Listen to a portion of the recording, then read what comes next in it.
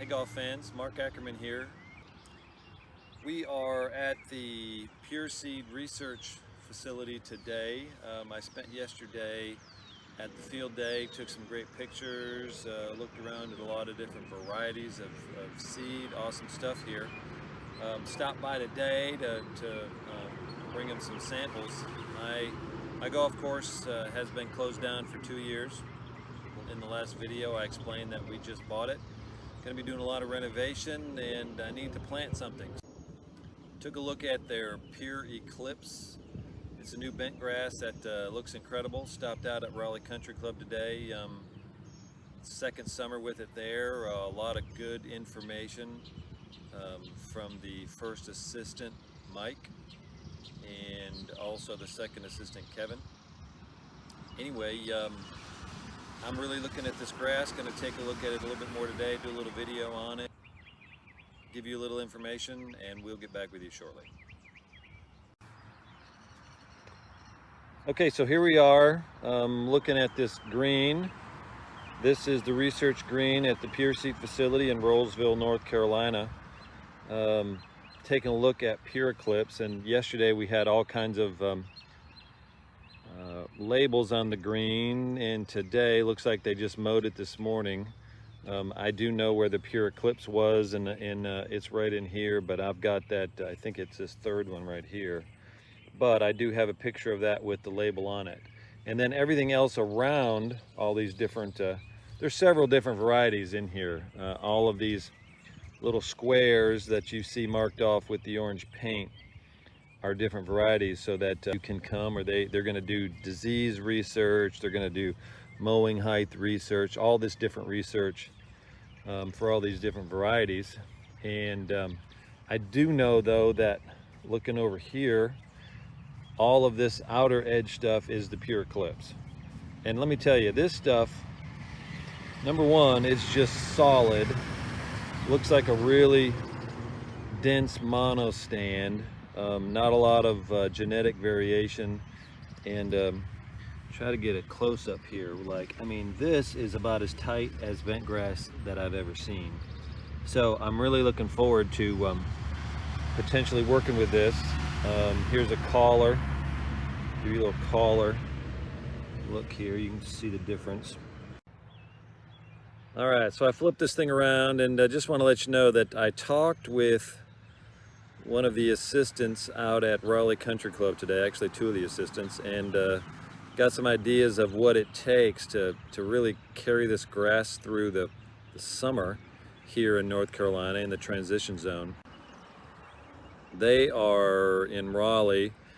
My course is in Reedsville, which is just a little bit north of Greensboro. So similar, maybe just a little bit different. I will say that they had zero issues last summer, lots of hot weather. So far this year we've already had, they've already had 3 days of 100 degrees, which is a little early for the heat here.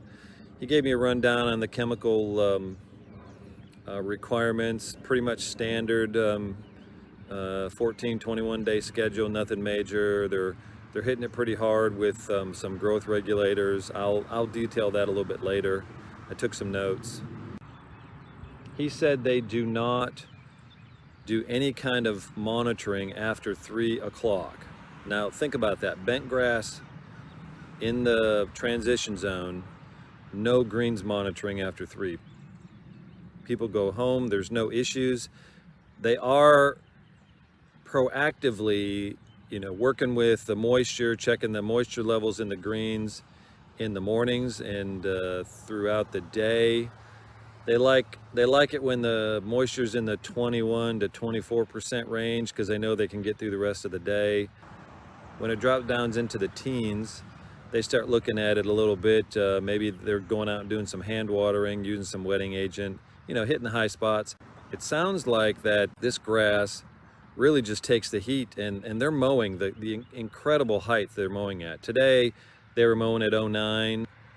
They've gone down to 07.5, and they're trying to get down there to just basically regularly. I mean, they're always about that height.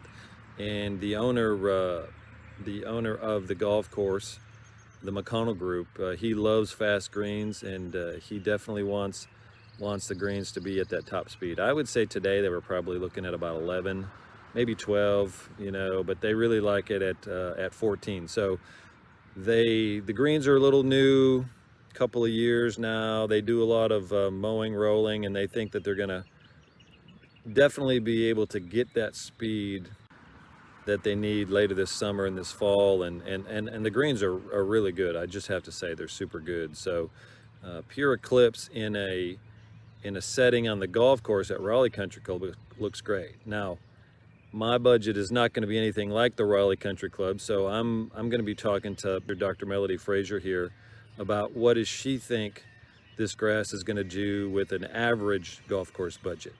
You know, what are we going to have to do? How much verticutting? How much top dressing? How much grooming are we going to do? What kind of chemicals? You know, what is it really going to cost me? The reason I'm looking at bent grass, a lot of courses are going to this new hybrid Bermuda, which is great. I've worked with it, I've played on it, I really like it.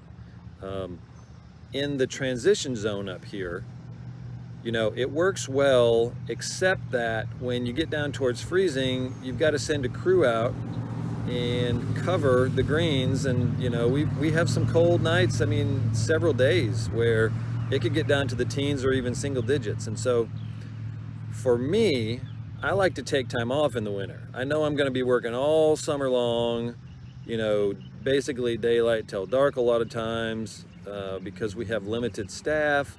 I like to mow too. I love to be out there on a mower and stripe things up. But I am going to be taking time off in the winter, so I don't want to have a crew to come in and cover those greens. And I know that bent grass, even though it starts to go dormant when we get those types of stretches, you know, we don't have to worry about any kind of winter killer or anything like that. It handles it really well. So I would rather put my effort into the summertime maintenance, you know, a little bit of extra effort to have that time off in the winter, which is great. So that's really the reasoning why I'm looking at going back in with bent.